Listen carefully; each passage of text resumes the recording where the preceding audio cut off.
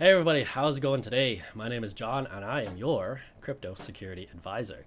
So today, I actually want to talk to you about my book, The Citadel, How to Secure Your Crypto. So, before we get started, a little bit of background on me. I am a cybersecurity advisor by day and a crypto connoisseur at night and at evening. And so, over the past, 6 months, I discovered that, hey, there's a lot of issues when it comes to securing your cryptocurrency.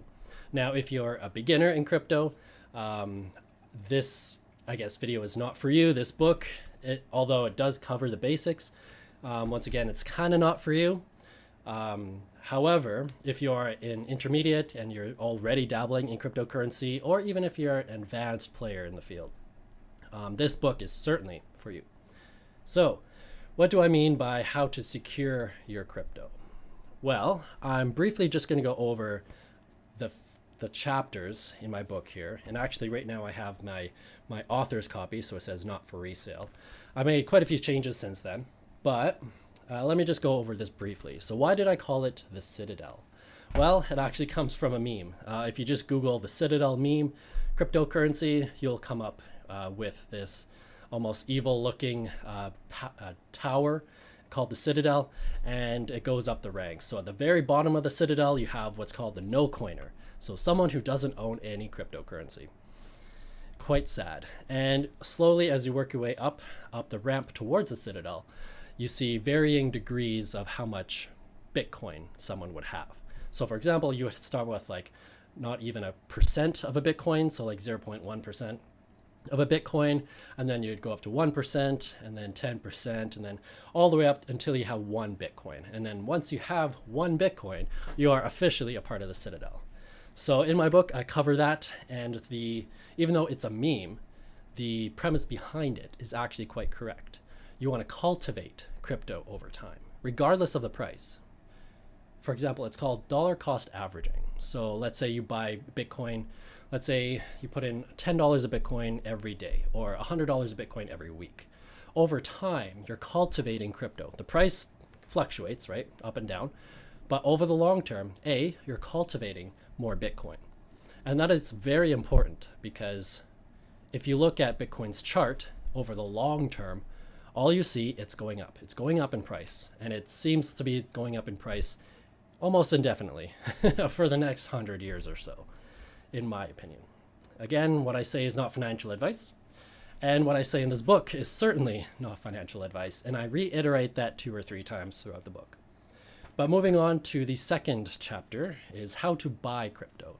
Now, there are various ways you can buy crypto, but the main point, just to generalize, is you buy crypto on what's called an exchange.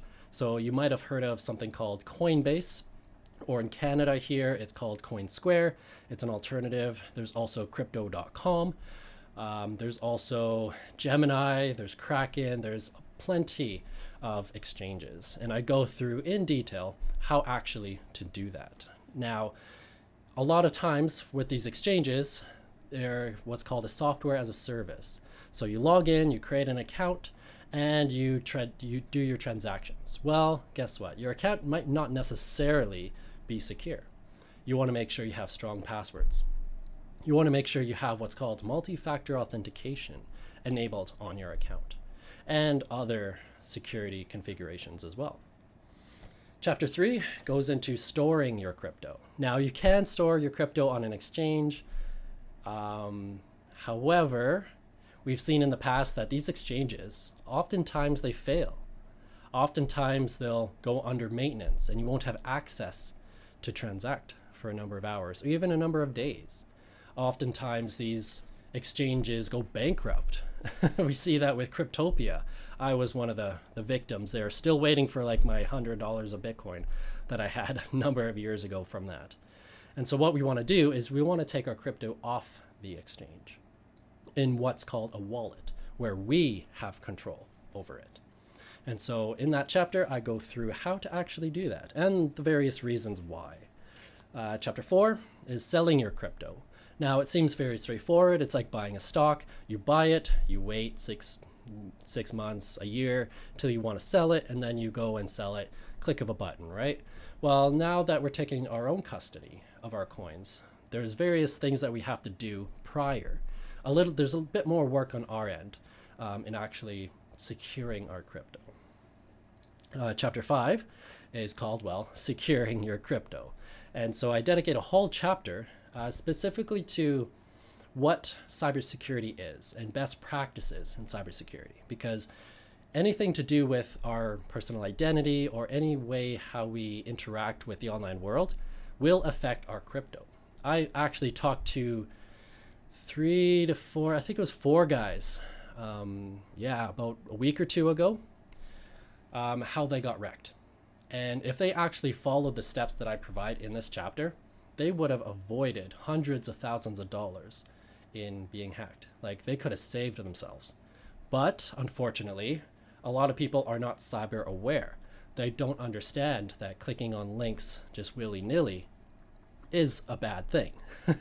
You want to make sure that you're trusting, but also verifying and validating every single communication that you have online. Hackers won't take a second thought or won't hesitate to take what's yours. Moving on to chapter 6. Chapter 6, it's on the next page here. Reporting your crypto. So all I talk about is report crypto taxes. End of story there. I am not a tax professional. That's as far as I go. And number 7 is finally to wrap up the book. It's wait, I just had it. Ascending the Citadel. So again, it's dollar cost averaging over time. You cannot control the price of the cryptocurrency, but you can control the amount of cryptocurrency that you have. So I just go into that in a little bit of detail. And so that is essentially the basics of my book here. And so you can find it on Amazon. Just type in The Citadel, How to Secure Your Crypto, and it'll be the first result that comes up. It's a little book. It's first edition. I'm considering doing a second edition, just fleshing out more details as the crypto space evolves. And I already have a few ideas in the works there. But yeah, that's all I wanted to talk about. And if you are just getting into crypto and you've heard of things called wallets and you want to actually take custody, self-custody of your own coins and how to not get wrecked from hacks or bankruptcies or any of the wild things that happens in the financial sector, especially in cryptocurrency, pick up my book and you will be fine. Once you read the book, I'm always happy and available for consultation. My time is quite valuable, so I might ask a pretty penny, but it's well worth spending a little extra cash for an hour of my time than, let's say, risking $100,000 in a hack. So that's it for today. I need to find a catchphrase. I'm not quite sure, but I hope you guys take care, and I'll see you in the next video. Take care. Bye.